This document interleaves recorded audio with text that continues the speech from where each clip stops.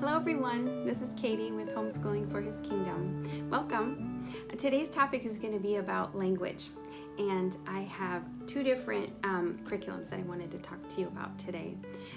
Some of you may know that I love Abeka. We've used it for years, but in this last year or two, the Lord has just kind of highlighted some things to me that maybe another curriculum might be more beneficial for us in certain subjects. So one of those is language. I found that 4th, 5th, and 6th grade seem to kind of repeat themselves with Abeka quite a bit, and my kids are basically getting exhausted. So I prayed about it, and the Lord led me to a curriculum called Daily Grams. So I wanted to show you, this is the 6th grade book. This is the teacher's edition, and this is the workbook for the child. I went ahead and bought this at the end of this past school year just to see if Zach would like it, and he actually loved it. It was a breath of fresh air. So if any of you out there are looking for a good curriculum, it's kind of a review style. I would highly recommend Daily Grams. We went ahead and bought the 7th grade for Zach in the fall. But I wanted to just kind of go over, you know me, I made some notes. I wanted to just go over some differences in what Abeka is good in, and then maybe not so good in, and then what we found Daily Grams to be good in, and then a couple things that maybe not so good. So based on where your child is, maybe this will help you decide on some language curriculum this year. We'll just start with Abeka. So with Abeka, things are very detailed, and I would highly recommend Abeka for like grades 1st, 2nd, and 3rd because of the way they teach the child how to read, essentially with the phonics and things. So what I'm mainly talking about is going to be 4th, 5th, and 6th grade, and up, perhaps 7th and 8th. In high school, I'm going to just talk to the Lord about that, and we'll decide that then. But for right now, I'm basically talking probably 4th grade to 8th grade. With Abeka, what I've noticed is that things are very repetitive, and there's usually 1 to 3, even 4 or 5 pages a day with language. And so that got to be quite taxing for the kids, and we ended up mostly just doing every other one. They're quite repetitive. They'll teach you one idea and concept, and they'll just stick with it for several days, and then they'll go on to the next one. They will sprinkle review in there, but they really focus on new concepts for a long time.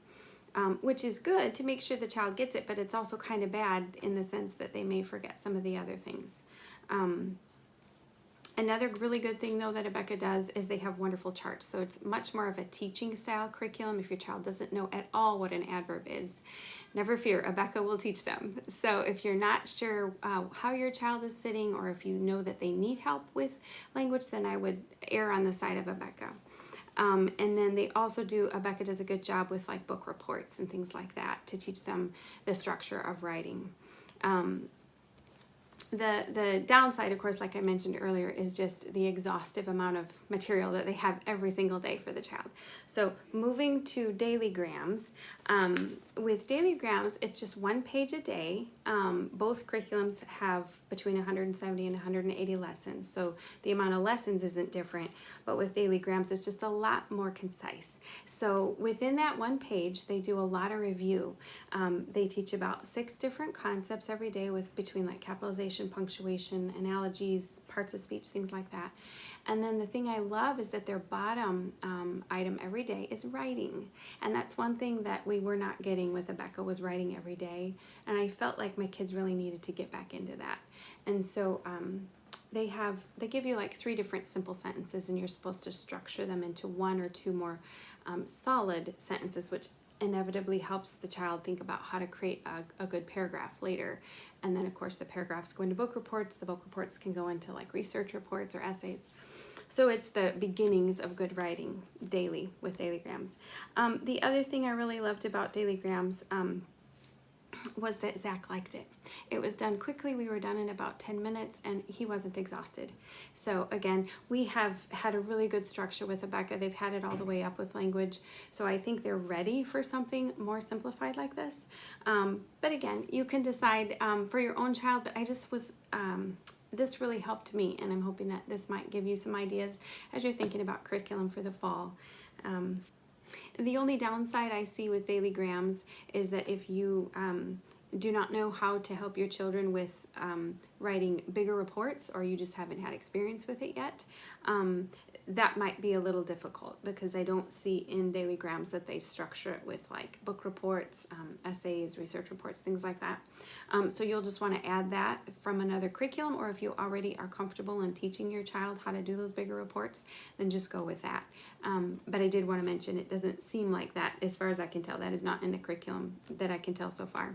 But I'm just going to pull on my remembrance of how often Abeka does it, and I still remember how to teach the kids that. So we will continue with book reports on the side, but as for our daily work, we're going to stick with Daily Grams for now.